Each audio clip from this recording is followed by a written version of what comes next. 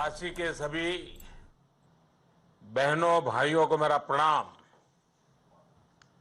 आज काबुल में गुरुद्वारों में हुए आतंकी हमले से मन काफी दुखी है।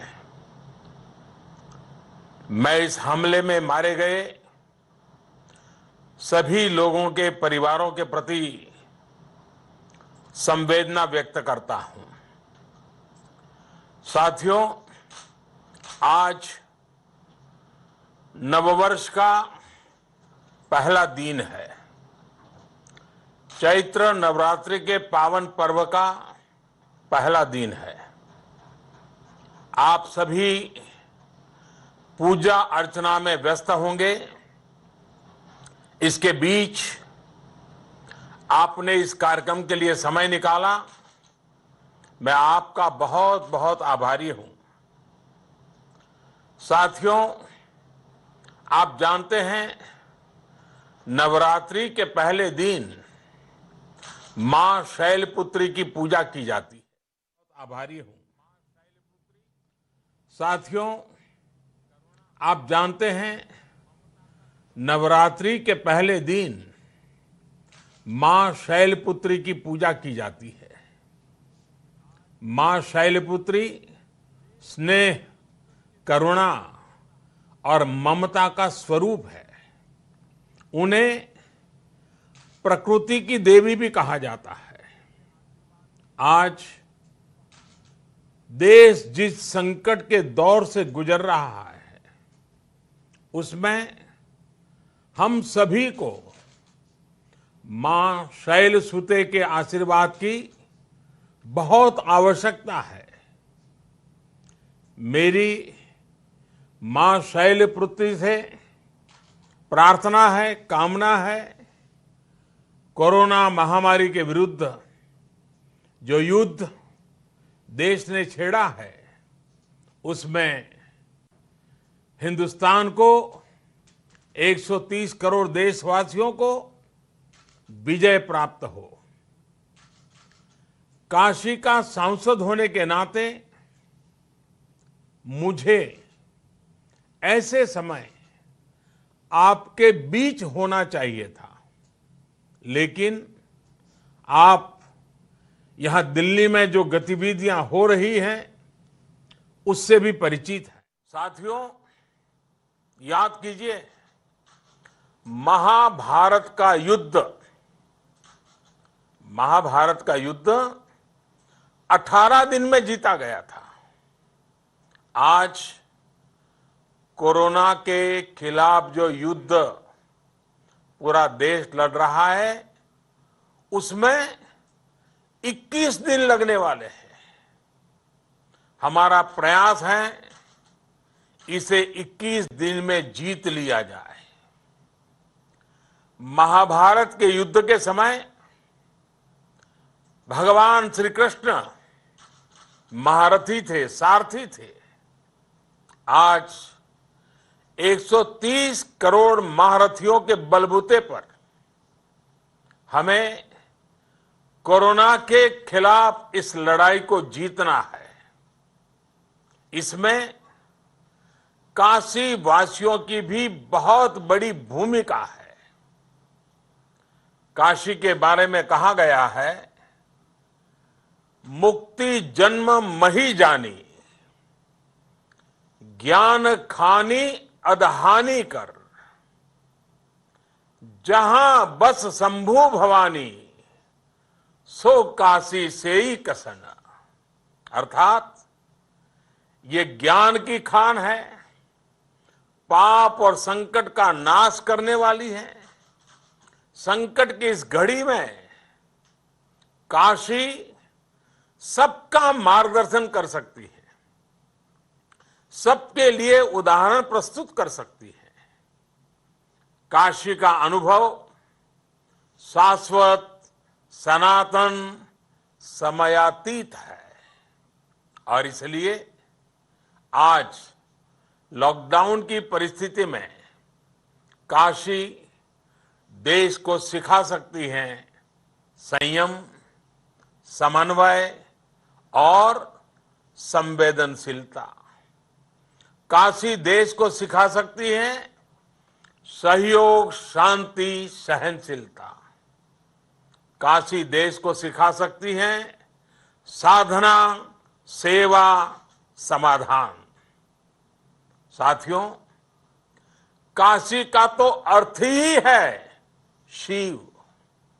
शिव यानी कल्याण। शिव की नगरी में, महाकाल महादेव की नगरी में संकट से जूझने का, सबको मार्ग दिखाने का सामर्थ्य नहीं होगा तो फिर किसमें होगा। साथियों, कोरोना वैश्विक महामारी को देखते हुए देश भर में व्यापक तैयारी की जा रही है, लेकिन हम सबके लिए, मेरे लिए भी और आपके लिए भी ये ध्यान रखना है कि सोशल डिस्टेंसिंग, घरों में बंद रहना इस समय एकमात्र उपाय है, बेहतर उपाय है। मुझे एहसास है कि आप सभी के बहुत सारे प्रश्न होंगे, कुछ चिंताएं भी होगी और मेरे लिए कुछ सुझाव भी होंगे। तो आइए हम अपने संवाद की शुरुआत करते हैं। आप अपना सवाल पूछेंगे, मैं जरूर अपनी बात बताने का प्रयास करूंगा।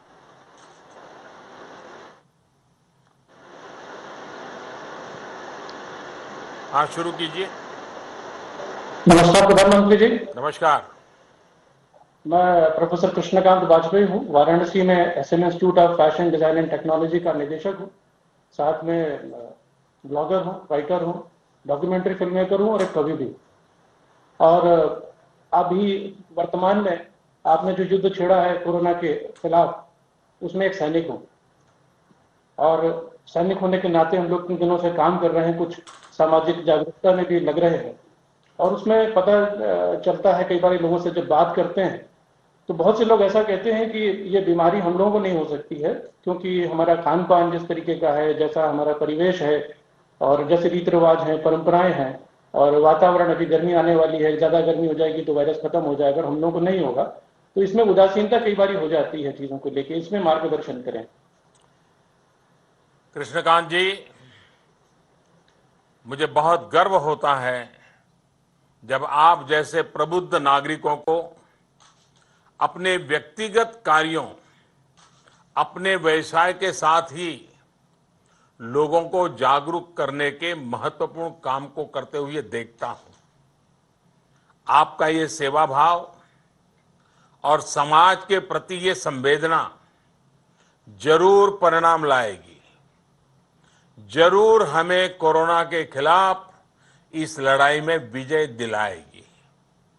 आपने जो बात कही वो सही है कि कई लोगों को इस बारे में कुछ गलतफहमी है।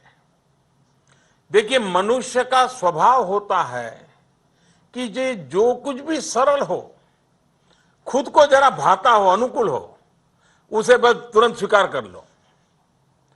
कोई बात आपको अपने पसंद की लगती है, आपको सूट करती है, तो आप उसे तुरंत सच मान लेते हैं। ऐसे में कई बार होता यह है कि अहम बातें जो प्रामाणिक होती हैं, अधिकृत होती हैं, उस पर कुछ लोगों का ध्यान जाता ही नहीं है। हमारे यहां भी कुछ लोगों के साथ यही हो रहा है। मेरा ऐसे लोगों से आग्रह है कि जितनी जल्दी हो सके अपनी गलत फहमी से बाहर निकलें, सच्चाई को समझें। देखिए, इस बीमारी में जो बातें सामने आई हैं, उसमें सबसे बड़ी सच्चाई यही है कि बीमारी किसी से भी भेदभाव नहीं करती। ये समृद्ध देश पर भी कहर बरपाती है और गरीब के घर पर भी कहर बरपाती है। यहां तक कि जो व्यायाम करते हैं, अपने स्वास्थ्य का बहुत ध्यान रखते हैं, ये वायरस उनको भी अपनी चपेट में ले लेता है। इसलिए कौन क्या है, कहां है, क्या काम करता है, क्या नहीं करता, इसका कोई महत्व नहीं है। इन सब में दिमाग लगाने के बजाय बीमारी कितनी भयानक है, इस पर ही ध्यान केंद्रित करना चाहिए, ये समझना चाहिए। आपकी बात भी सही है कि कुछ लोग ऐसे हैं जो अपने कानों से सुनते हैं, अपनी आंखों से देखते हैं और अपनी बुद्धि से समझते भी हैं, लेकिन अमल नहीं करते हैं।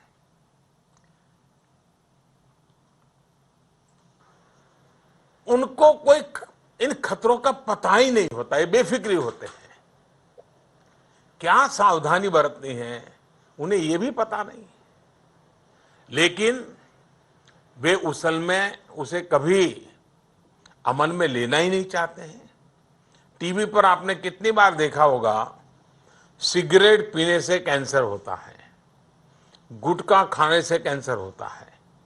कई बार ऐसा होता है कि लोग सिगरेट पीते पीते ही इस तरह के एडवर्टाइजमेंट देखते रहते हैं, लेकिन इसका उनके मन पर कोई प्रभाव ही नहीं पड़ता है।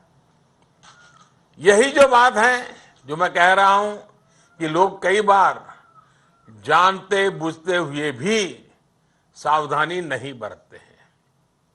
लेकिन हां, नागरिक के रूप में हमें अपने कर्तव्य करते रहना चाहिए। हमें सोशल डिस्टेंसिंग पर ध्यान देना चाहिए। हमें घर में रहना चाहिए और आपस में दूरी बनाए रखना चाहिए। कोरोना जैसी महामारी से दूर रहने का अभी यही एकमात्र उपाय है। अगर व्यक्ति संयम से रहे और निर्देशों का पालन करे तो वो उसके इस वायरस की चपेट में आने की संभावना कम हो जाती है। आप ये भी ध्यान रखिए कि कोरोना से संक्रमित, ये बहुत महत्वपूर्ण बात है, कोरोना से संक्रमित दुनिया में 1 लाख से अधिक लोग ठीक भी हो चुके हैं और भारत में भी दर्जनों लोग कोरोना के शिकंजे से बाहर निकले हैं। कल तो एक खबर मैं देख रहा था कि इटली में 90 वर्ष में से भी ज्यादा आयु की माताजी भी स्वस्थ हुई है। वैसे मैं आपको ये भी जानकारी देना चाहता हूं कि कोरोना से जुड़ी सही और सटीक जानकारी के लिए सरकार ने व्हाट्सएप के साथ मिलकर एक हेल्प डेस्क भी बनाई है। अगर आपके पास व्हाट्सएप की सुविधा है तो मैं एक नंबर लिखवाता हूं, लिख लीजिए। यह नंबर हर एक को काम आएगा। अगर आप व्हाट्सएप पर हैं तो इसका उपयोग कीजिए। नंबर मैं लिखवाता हूं, 90-131, फिर से बोल रहा हूं, 90-131-51515। यस, 51515 पर आप व्हाट्सएप करके इस सेवा से जुड़ सकते हैं। अगर आप उस व्हाट्सएप पर नमस्ते लिखेंगे तो तुरंत आपको उचित जवाब आना शुरू हो जाएगा। तो आप जरूर, जो भी लोग मुझे सुन रहे हैं, हमारे काशी के भाई बहन और हिंदुस्तान के और लोग भी अगर सुनते हैं तो जरूर इस व्हाट्सएप पर आप नमस्ते लिखेंगे, अंग्रेजी में या हिंदी में, तो आपको तुरंत वो आपको रिस्पॉन्ड करेंगे। आइए, कृष्णकांत जी का मैं धन्यवाद करते हुए आगे चलता हूं।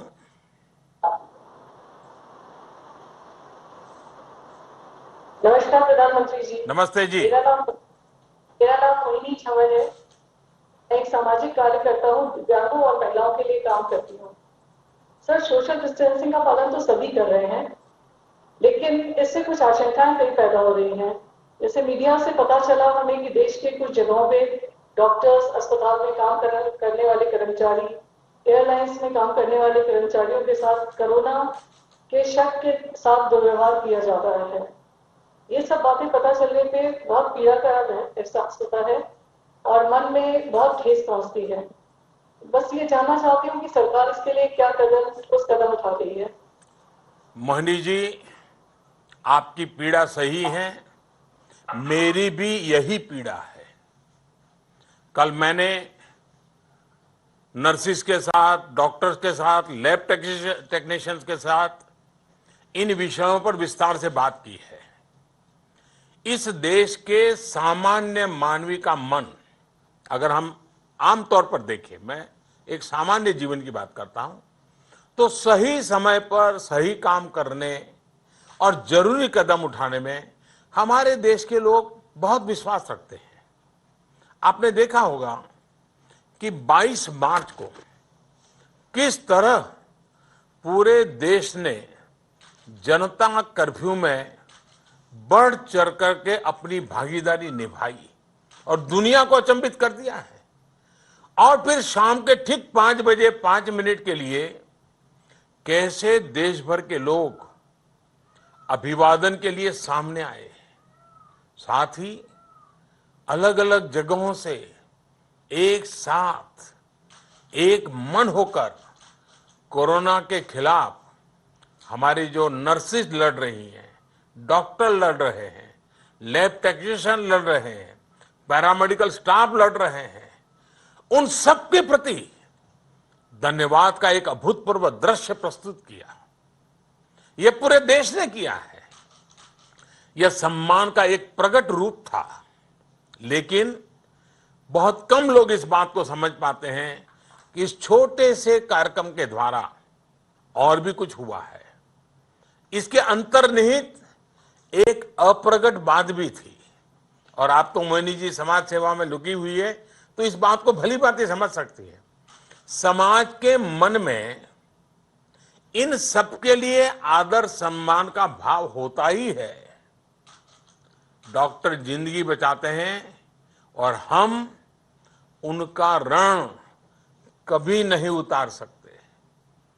जिन लोगों ने वुहान में रेस्क्यू ऑपरेशन किया, मैंने उनको पत्र लिखा था। मेरे लिए वो पल बहुत भावुक था। वो सिर्फ लिखने के लिए लिखा गया पत्र नहीं था।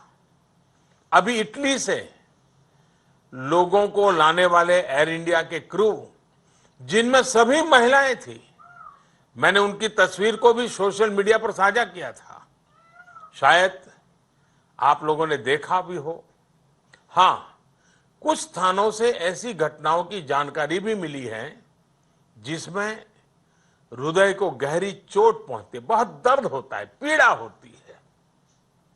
मेरी सभी नागरिकों से अपील है कि अगर ऐसी कोई गतिविधि कहीं दिखाई दे रही है, इस सेवा में रत, इस महामारी से हम लोगों को बचाने के लिए जो काम में लगे हैं, डॉक्टर हैं, नर्स हैं, मेडिकल के लोग हैं, सफाई के लोग हैं, अगर उनके साथ बुरा बर्ताव होता है तो आप भी, अगर वहां उस इलाके के लोगों को जानते हैं, उनको चेतावनी दीजिए, उनको समझाइए ये गलत कर रहे हैं, ऐसा नहीं कर सकते हैं। और जो भी सेवा कर रहे हैं उनकी हमने मदद करनी चाहिए और बताना चाहिए कि ऐसा नहीं होना चाहिए। और मैं आपको बता दूं, जब मुझे कल सब डॉक्टरों से बात कर रहा था, मुझे पता चला घटनाएं भले छुटपुट कहीं कहीं होगी, लेकिन मेरे लिए गंभीर है। और इसलिए मैंने तत्काल गृह विभाग को, राज्यों के सभी डीजीपी को सख्ती से काम करने के लिए कहा है कि ऐसे कोई भी व्यक्ति डॉक्टरों के साथ, नर्सों के साथ, सेवा करने वालों के साथ अगर इस प्रकार का कुछ भी करेंगे तो उनको बहुत महंगा पड़ेगा और सरकार सख्त कदम उठाएगी। संकट की इस घड़ी में मैं देशवासियों से ध्यान दोहराना चाहूंगा, क्या आकर्षित करना चाहूंगा। संकट की इस घड़ी में अस्पतालों में इस समय सफेद कपड़ों में दिख रहे डॉक्टर नर्स ईश्वर का ही रूप है। आज यही हमें मृत्यु से बचा रहे हैं। अपने जीवन को खतरों में डाल करके ये लोग हमारा जीवन बचा रहे हैं। साथियों, हमारे समाज में ये संस्कार दिनों दिन प्रबल होता रहे, ये हम सबका दायित्व है कि जो देश की सेवा करते हैं, जो देश के लिए खुद को खपाते हैं, उनका सार्वजनिक सम्मान हर पल होते रहना चाहिए। आपने देखा होगा कि बीते कुछ वर्षों में एक परंपरा हमारे सामने आती देखने को मिलती है। एयरपोर्ट पर जब फौज के जवान जाते हैं तो उनके सम्मान में लोग खड़े हो जाते हैं, तालियां भी बजाते हैं। ये आभार प्रकट करने का तरीका हमारे संस्कारों में दिनों दिन बढ़ता ही जाना चाहिए। मोहिनी जी, आप तो बहुत सेवा के कार्य में लगी हुई हैं। इन दिनों जरूर कुछ न कुछ आप भी करती होगी। मैं फिर एक बार आपका आभार व्यक्त करता हूं। आइए, काशी के कोई और महानुभाव से भी मौका मिलेगा मुझे बात करने का।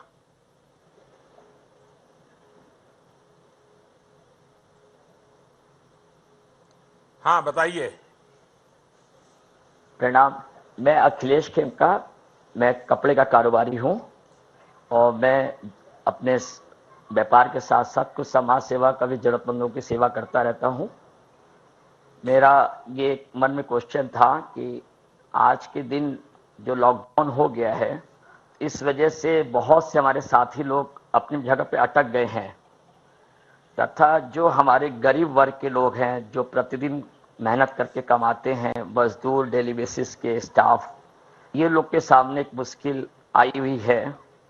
और अगर हमारे बनारस सहित, हमारे वाराणसी सहित पूरे देश के जो इस गरीब वर्ग के लोग हैं, इन लोग पर विशेष ध्यान देने की जरूरत है।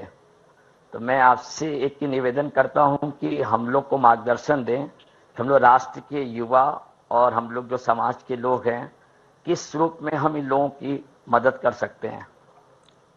काशी में बात होती हो और कपड़े वाले से बात न हो तो बात अधूरी रह जाती है।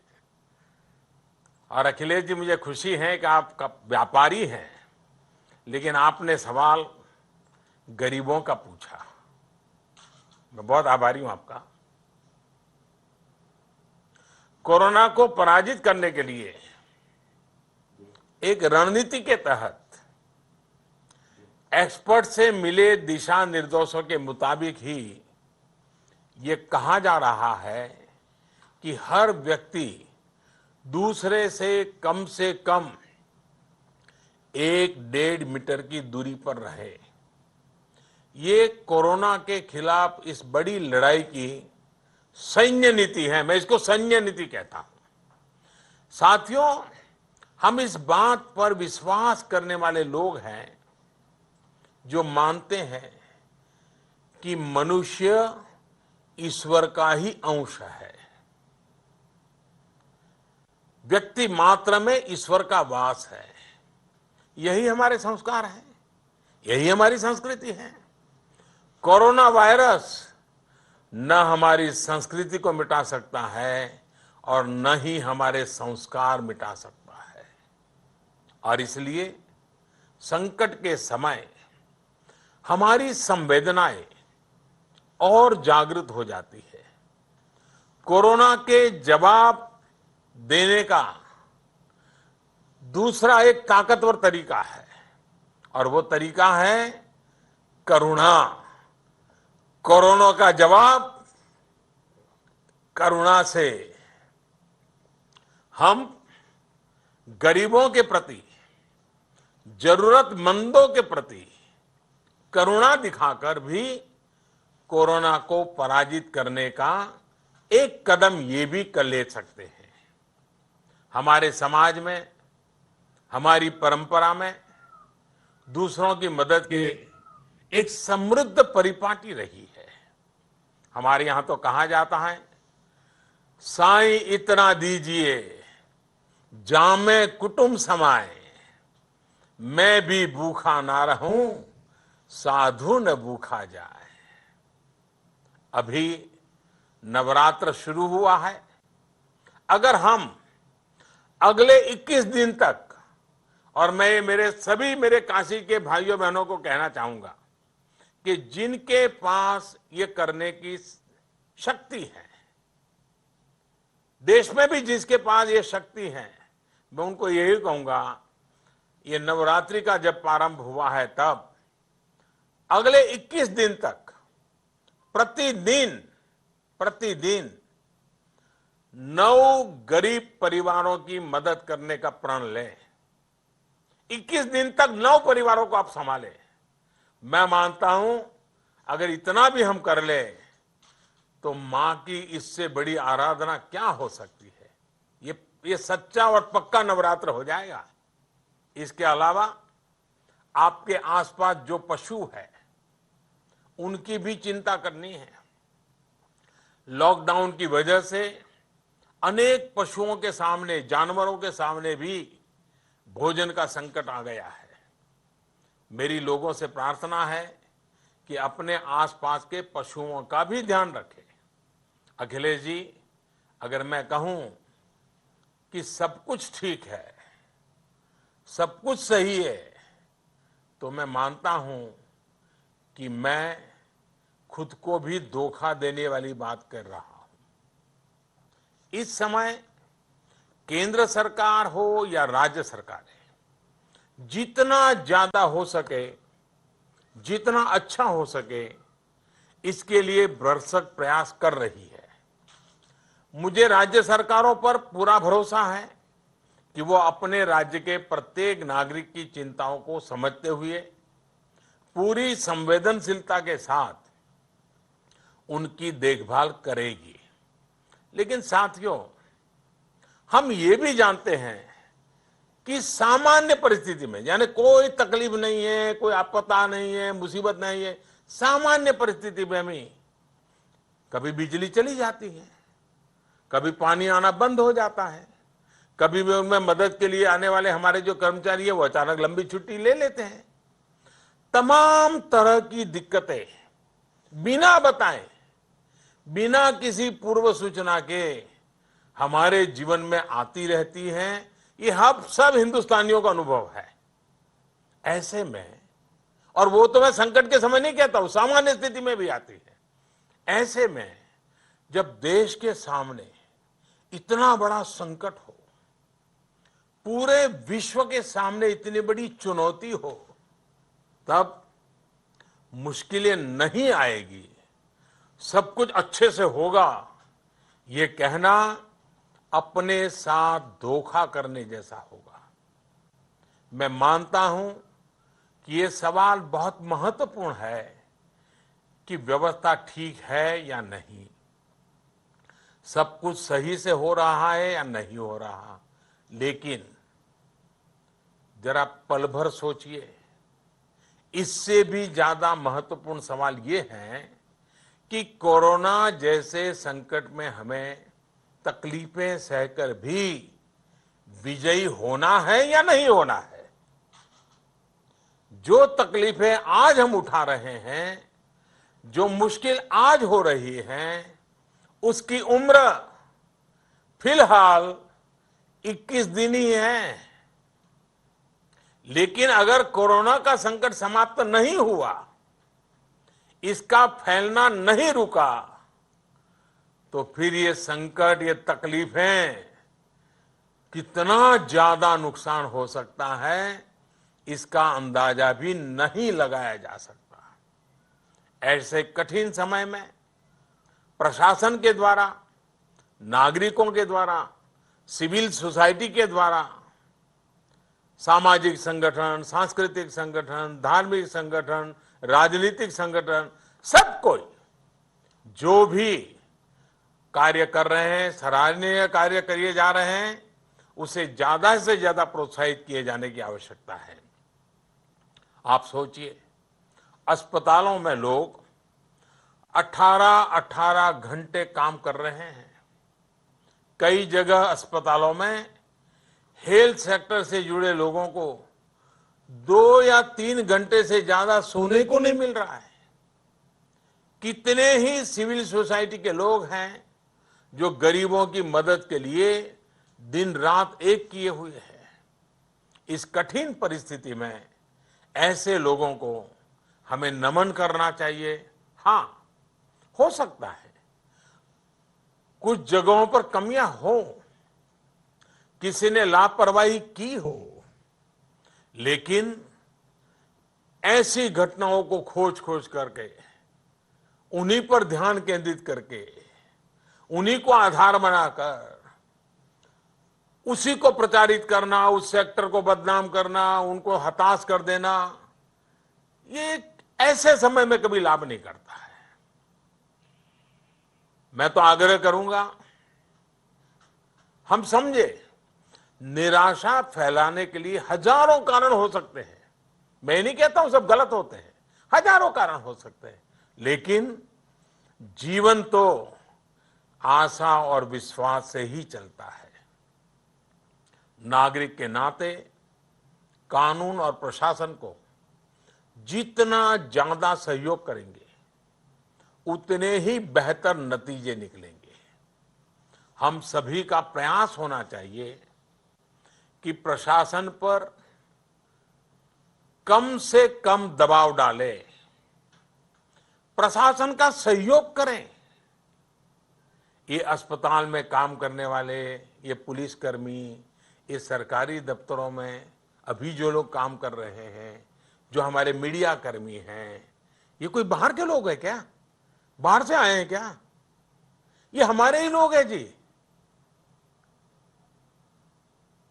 इतना बड़ा बोझ उन पर आया है तो बोझ कुछ थोड़ा हम भी उठाएं।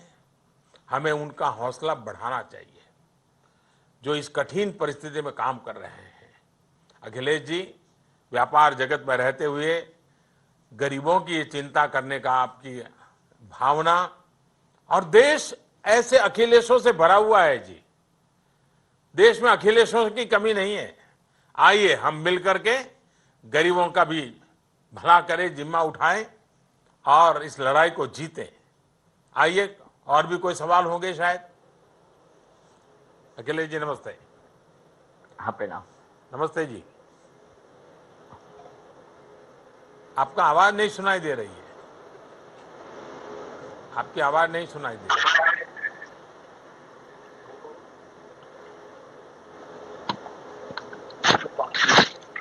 नमस्कार प्रधानमंत्री जी। हाँ, नमस्ते नमस्ते। मैं doctor Gopal Nath, professor department of microbiology, चिकित्सा विज्ञान संस्थान बनारस हिंदू यूनिवर्सिटी से हूँ। मैं कोरोना के डायग्नोसिस के लैब का इंचार्ज भी हूँ, जो 16 जिलों की जिम्मेदारी संभाल रहा हूँ, और साथ में ही माँ गंगा के जल से बैक्टीरियोफेजेस निकाल के जो जिस प्रॉब्लम पे मैं सवाल पूछने जा रहा हूँ उसका वैकल्पिक व्यवस्था पे रिसर्च कर रहा हूँ। प्रधानमंत्री जी, हमारे यहाँ आमतौर पे ये लोगों की आदत है कि वो खुद से डॉक्टरी करने लगते हैं। उन्होंने कहीं से पढ़ लिया, कहीं से सुन लिया, खुद से इलाज करने लग जाते हैं, जो एक बहुत ही खतरनाक स्थिति की तरफ हमें ले जाती है। ये मैं एक माइक्रोबायोलॉजिस्ट होने के नाते कह सकता हूँ। कोरोना की इस बीमारी में ये स्थिति और भयावह हो जाती है, क्योंकि हम जानते हैं कि न तो अभी वैक्सीन डेवलप हो पाया है, न ही कोई स्पेसिफिक दवा डेवलप हो पाई है। फिर भी तरह तरह की भ्रांतियां समाज में फैली हुई है। क्या हम समाज को इस दिशा में और जागरूक करने की कोशिश नहीं करनी चाहिए हमें? प्रोफेसर साहब, आप तो स्वयं इस क्षेत्र के विशेषज्ञ हैं और इसलिए आप सच क्या है, झूठ क्या है, बहुत भली भांति परख सकते हैं। इन विषयों में हमसे ज्यादा ज्ञान आपके पास है और उसके बाद भी आपको चिंता होना बहुत जायज है। हमारे यहाँ डॉक्टरों को पूछे बिना ही सर्दी, जुकाम, बुखार की दवाएं लेने की आदत है। रेल के डिब्बे में अगर हम ट्रैवल करते हो और अगर एक बच्चा रोने लग जाए और लंबे समय तक रोता रहे, बंद न करे, तो रेल के सभी डिब्बों से लोग आकर के सलाह देंगे, ये दे दो, वो खिला दो, वो पिला दो। ये हमने रेल के डिब्बों में देखा होगा। मुझे लगता है कि हमने इन आदतों से बचना है। कोरोना के संक्रमण का इलाज अपने स्तर पर बिल्कुल नहीं करना है। घर में रहना है और जो करना है सिर्फ और सिर्फ डॉक्टरों की सलाह से ही करना है। टेलीफोन पर अपने डॉक्टर से बात कीजिए, उनको पूछिए, अपनी तकलीफ बताइए, क्योंकि करीब करीब सभी परिवारों में किसी न किसी डॉक्टर का परिचय होता है। हमें ये ध्यान रखना है कि अभी तक कोरोना के खिलाफ कोई भी दवाई, कोई भी वैक्सीन पूरी दुनिया में नहीं बनी है। इस पर हमारे देश में भी और दूसरे देशों में भी हमारे जितने साइंटिस्ट हैं, वैज्ञानिक हैं, अनुसंधान करने वाले लोग हैं, वो तेजी से काम कर रहे हैं, काम चल रहा है। और इसलिए मैं कहूंगा देशवासियों, अगर आपको कोई भी किसी प्रकार की दवाई का सुझाव दे, कृपा करके अपने डॉक्टर से पहले बात कीजिए। सिर्फ डॉक्टरों से सलाह लेने के बाद ही आप दवाइयां लें। आपने खबरों में भी देखा होगा कि दुनिया के कुछ देशों में अपनी मर्जी से दवाएं लेने के कारण कैसे जीवन संकट में पड़ रहे हैं। हम सभी को हर तरह के अंधविश्वास से, अफवाहों से बचना है। डॉक्टर गोपाल जी, मैं आपका आभारी हूं, क्योंकि आप तो विज्ञान के साथ जुड़े हुए हैं और गंगा की चिंता कर रहे हैं, और ये जो समाज जीवन में चल रहा है इसकी आपको काफी चिंता हो रही है। लेकिन मुझे विश्वास है कि हमें लोगों को समझाना होगा। आइए, गोपाल जी का धन्यवाद करते हुए अगला एक सवाल कौन है जी? नमस्कार नमस्ते प्रधानमंत्री जी। मेरा नाम अंकिता खत्री है और मैं एक गृहिणी होने के साथ साथ विभिन्न रचनात्मक कार्यों में भी सक्रिय हूँ। इस समय आपकी प्रेरणा से सोशल मीडिया पर कुछ क्रिएटिव करो ना के हैशटैग के साथ एक अभियान का आरंभ किया है मैंने, जिसमें काशी के विभिन्न रचनाकारों, कलाकारों को आह्वान कर रही हूँ। अच्छा, आपने भी मेरी तरह पोस्टर दिखा दिया। सब आपकी प्रेरणा से माननीय प्रधानमंत्री जी, और आपकी ही प्रेरणा से इस अभियान का आरंभ किया है। और इसमें काशी, चूंकि हमेशा से रचनात्मकता, आप स्वयं इतने रचनात्मक हैं, सकारात्मक हैं, ऐसी नकारात्मक परिस्थिति में भी मैंने कहीं सुना था कि जो रचता है वो ही बचता है। तो काशी के समस्त रचनाकारों को मैं आह्वान कर रही हूं। बड़ा अच्छा वाक्य बोली आप। क्या बोला आपने? जो रचता है वो बचता है। वाह। तो ये मैंने कहीं सुना था, तो आपकी प्रेरणा से इस अभियान का आरंभ किया है। इसके अंतर्गत काशी के विभिन्न रचनाकारों को, लेखकों को, कवियों को, चित्रकारों को आमंत्रित कर रही हूँ, और प्रयास रहेगा कि ये जो 21 दिवस का जो काल है उसमें उसका संकलन हो, उसका प्रकाशन हो, और आपको हम सब काशी की ओर से समर्पित कर सके।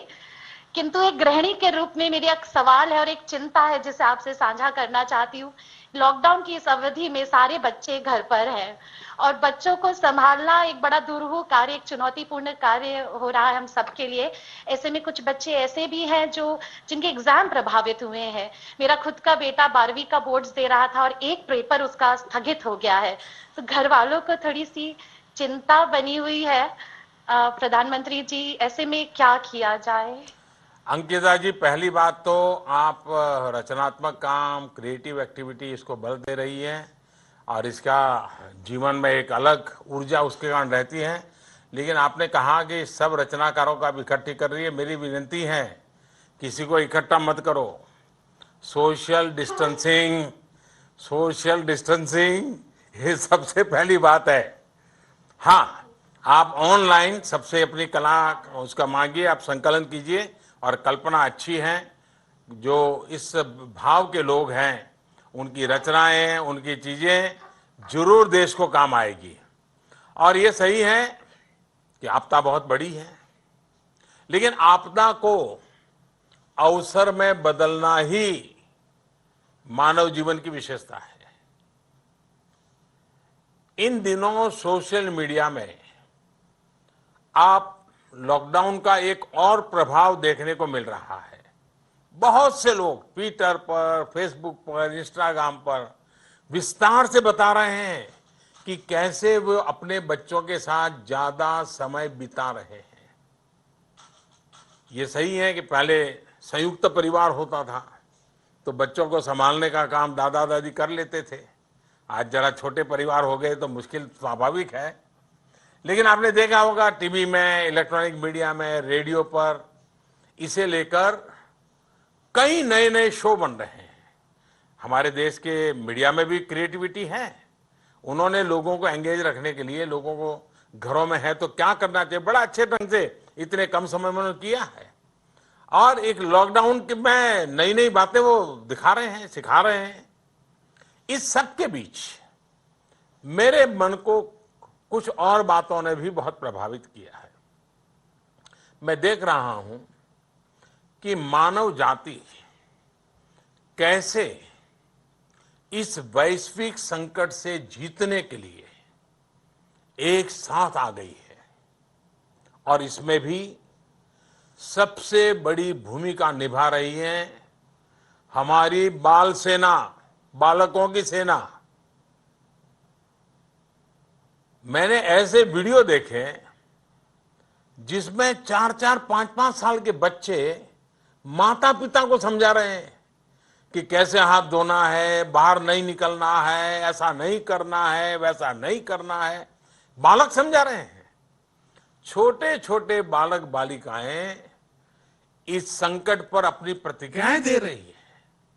मैं ऐसे वीडियो सोशल मीडिया पर मैं काफी बिजी एंगेज रहता हूं, कभी मुझे अच्छा लगता है क्योंकि सामान्य जन से जुड़ता हूं। तो इन दिनों मैंने देखा कई परिवारों ने अपनी इस प्रकार की चीजें अपने बच्चों की सोशल मीडिया में रखी है, और घर में बच्चों की वीडियो बना बना करके वो, और अब तो मोबाइल फोन पर बन जाती है। मैंने जो देखी है, मैं कोशिश करूंगा वो अगर डिलीट ना हो गई हो तो मैं इसको इकट्ठा करके जरूर आज शेयर करूंगा। आपने अच्छा आइडिया दिया है, 1-2 दिन में जरूर मैं कर दूंगा। अगर आज मौका मिला तो आज कर लूंगा। और आप सब देखिए, जरूर देखिए, ये बहुत बड़ी, बच्चों ने कैसी कमाल कर दी है पता चलेगा। आपको याद होगा जब मैंने स्वच्छता की बात की थी, स्वच्छ भारत अभियान शुरू किया था, तो आपने हर घर में देखा होगा बच्चों ने एक तरह से इस अभियान की कमाल संभाल ली थी। आज के बच्चों की, आज की युवा पीढ़ी की ये शक्ति मुझे तो बहुत प्रभावित करती है। मैं उनकी टैलेंट, उनका सोचने का तरीका, मुझे बड़ा आनंद आता है। हाँ, कुछ माता पिता को ये चिंता सता रही होगी कि इतने लंबे समय तक घर में रहने पर कहीं बच्चे ही उन्हें बिठाकर पढ़ाई करवाना शुरू न कर दे। उनको यही डर लग रहा है वैसे, और मुझे पक्का विश्वास है ये बच्चे अपने माँ बाप को कुछ न कुछ पढ़ा के रहेंगे, 21 दिन में बहुत कुछ सिखा देंगे। वैसे साथियों, मैं नमो ऐप पर आप सबके सुझाव और फीडबैक भी निरंतर पढ़ रहा हूं। श्री ओम प्रकाश ठाकुर जी, मुकेश दास जी, प्रभांशु जी, अमित पांडे जी, कविता जी, देश के अलग अलग हिस्सों में अलग अलग लोगों ने अपने अपने तरीके से ये सुझाव दिए हैं कि लॉकडाउन को सख्ती के साथ और लंबे समय के लिए लागू किया जाए। केवल आप ही नहीं, पूरे देश से आप ही की तरह हजारों प्रबुद्ध नागरिकों ने भी फेसबुक, ट्विटर, इंस्टाग्राम और यूट्यूब पर इस महामारी से निपटने के लिए यही सलाह दी है, अपील की है। जब हमारे देशवासियों में खुद से ही ये संकल्प, ये समझदारी हो, इस चुनौती से जूझने की ये दृढ़ इच्छा शक्ति हो, तो मुझे पूरा भरोसा है कि देश इस महामारी को जरूर हराएगा। अंत में फिर आपसे कहूंगा कि आप सब मेरे काशीवासी मैं थोड़ा नहीं आ पाया हूं आपके बीच में, मुझे क्षमा करें, लेकिन आप खुद को सुरक्षित रखें, देश को भी सुरक्षित रखें। एक बड़ी लड़ाई है जिसमें बनारस के लोगों को भी अपना पूरा योगदान देना है, पूरे देश को मार्ग दिखाना है। सभी काशीवासियों को आज फिर एक बार दिल्ली से मैं प्रणाम करता हूं और मुझे विश्वास है कि आपने हमेशा काशी को संभाला है, आगे भी आप काशी को संभालेंगे, ये मुझे पूरा विश्वास है। आप सबका बहुत बहुत धन्यवाद।